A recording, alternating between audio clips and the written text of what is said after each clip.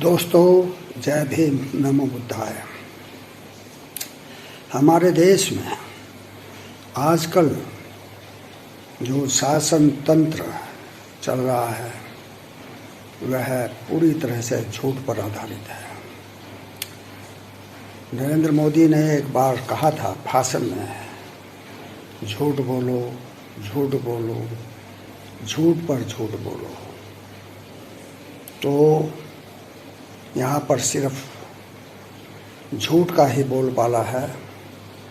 जितना भी हम झूठ बोल सकते हैं बोलें, और अगर आप सत्य बोलने की कोशिश करेंगे तो आपको निश्चित तौर से सज़ा होगी।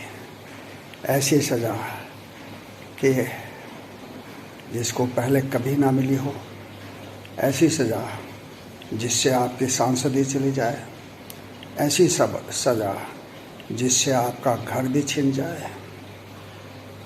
तो आप ये देख रहे हैं कि सत्य आजकल कहीं नहीं है, झूठ ही झूठ है।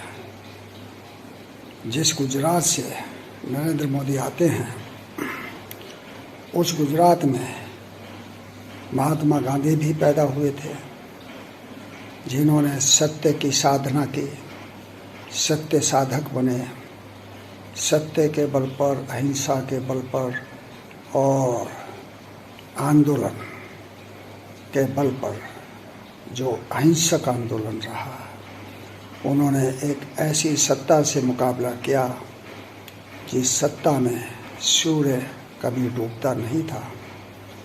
और आज का ज़माना ये है कि गुजरात में जो न्यायपालिका है, वो न्यायपालिका भी झूठ पर ही चल रही है।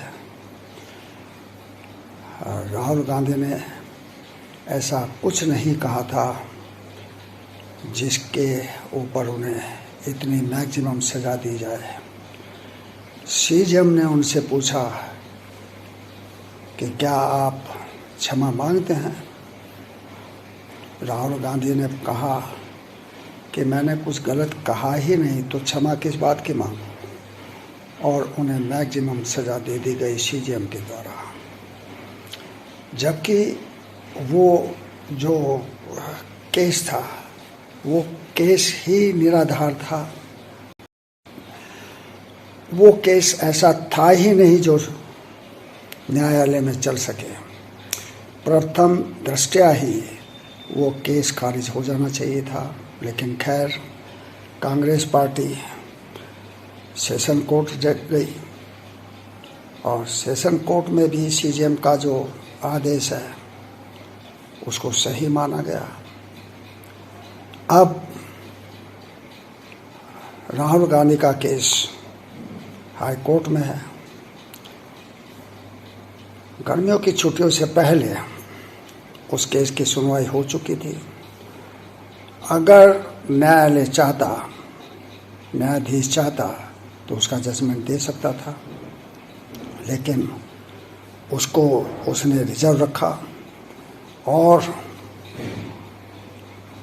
जो है कई बार आग्रह के बाद भी उन्होंने निर्णय नहीं दिया। अब जब छुट्टियों के बाद न्यायालय खुलेगा तो सबको पता है कि जो है न्याय क्या होगा। कम से कम भाजपा को तो पता ही है, शासन तंत्र को तो पता ही है कि क्या निर्णय होने वाला है। तभी तो वायनाड में वो चुनाव प्रक्रिया का श्री गणेश हो चुका है। यानी कि न्यायाधीश द्वारा निर्णय देने से पहले ही अगर शासन तंत्र को पता चल गया है कि न्याय क्या होने वाला है, तो ये क्या न्याय का मखौल नहीं है? क्या गुजरात में न्यायपालिका संविधान के अनुसार चल रही है? क्या गुजरात में न्यायपालिका जो है न्याय का जो आधार होता है सत्य, उसको मानकर चल रही है। क्या गुजरात में जो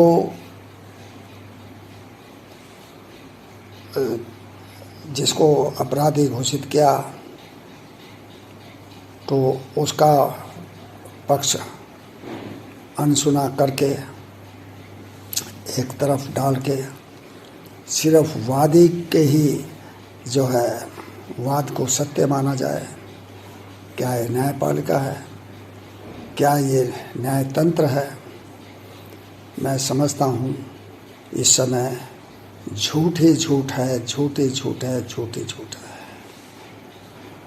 हमारे देश में और न्यायपालिका में जो भी कुछ हो रहा है तो वहाँ झूठ के अलावा और कुछ नहीं है। सत्य को जो है वहाँ पर एक तरफ रख दिया गया है। न्याय की देवी को उन्होंने ओझल कर रखा है और सिर्फ झूठ पर ही ये न्यायतंत्र चल रहा है। हमारे प्रधानमंत्री जिन्होंने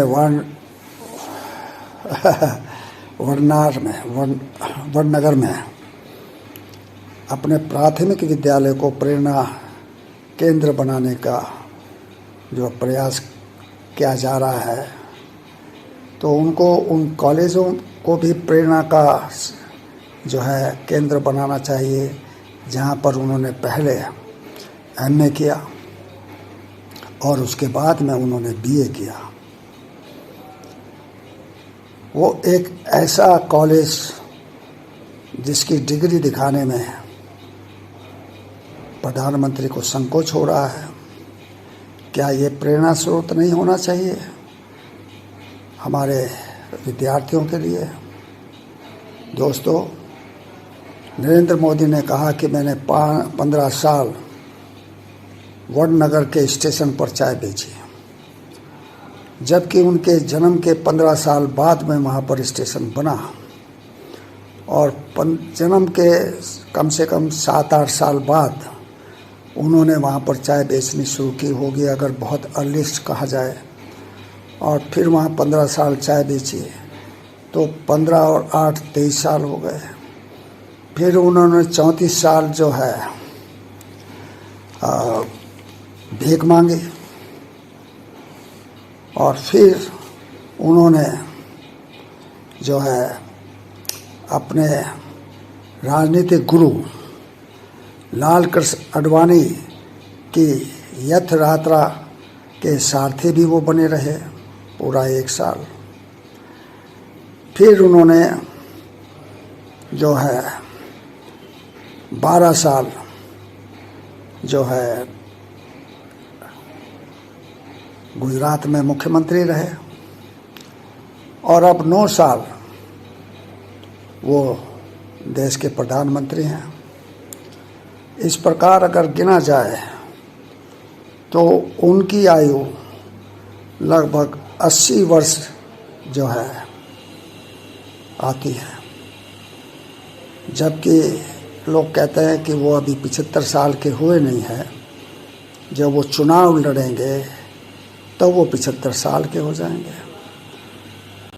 लेकिन 75 साल में तो उन्होंने अपने जो है भाजपा में ये नियम बना दिया कि जो 75 साल का हो जाए तो वो जो है नेपथ्य में चला जाएगा। वो जो है सिर्फ दिशा निर्देश देने तक सीमित रहेगा। तो अब ये बताइए कि ऐसे झूठे राजा जो अपने आप को राजा घोषित कर चुके हैं, 28 मई को उस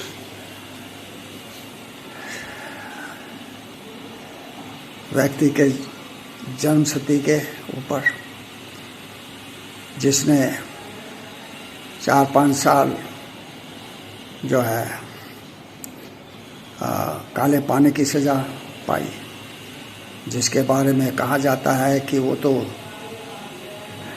कोयल के पंख पर बैठ करके पूरे देश का राउंड लिया करते थे, जिसके बारे में कहा जाता है कि उन्होंने 9 बार जो है अंग्रेज़ों से माफ़ी मांगी, फिर 2 बार उनकी पत्नी ने भी अंग्रेज़ों से माफ़ी मांगी और अंग्रेज़ों के वो उसके बाद गुलाम हो गए। अंग्रेज़ों के वो एक तरह से जिसको कहा जाए कि उनके सचेतक बन गए। तो अब ऐसे व्यक्ति को जो आदमी अपना आदर्श मानता है, नरेंद्र मोदी, जो एक झूठी कहानी कह करके सिंगोल को राजदंड कहता है, उसके सामने साष्टांग प्रणाम करता है और नई संसद में उन बेकारियों का जो है वो जमावड़ा कर देता है, जो कि एक तरह से अनपढ़ हैं, गंवार हैं, कुछ पढ़े लिखे नहीं हैं, 2-4 साल पढ़े लिखे होंगे ज़्यादा ज़्यादा। तो ऐसे व्यक्ति के शासन में क्या देश सुरक्षित रह सकता है? क्या देश आगे बढ़ सकता है? जिस देश का शासक ही देश की संपदा की चोरी करने लग जाए, देश की संपदा को की चोरी करके अपने मित्रों को देने लग जाए, जिस देश का शासक ही जनता के ऊपर जुल्म पर जुल्म ढाता चला जाए, जिस देश का शासक अपनी जनता को कीड़े मकोड़ों से ज़्यादा ना समझे, उस देश की क्या दशा हो सकती है अगर वो तीसरी बार सत्ता में आ जाए। तो आप इस पर विचार करें, गहन विचार करें, विवेक बुद्धि के अनुसार विचार करें और निर्णय लें कि आपकी संतति के लिए, आने वाली संतानों के लिए क्या बेहतर है, उसे कैसा देश मिलना चाहिए और कैसा देश बनाया जा रहा है। क्या आप इसके विरोध में खड़े नहीं होंगे? क्या आप ऐसे झूठे फरेबी मक्कार राजा को तख्त से हटाने के लिए आंदोलन नहीं करेंगे, जिहाद नहीं करेंगे, धर्म युद्ध नहीं करेंगे? ये आपको सोचना है। जय भीम, नमो बुद्धाय।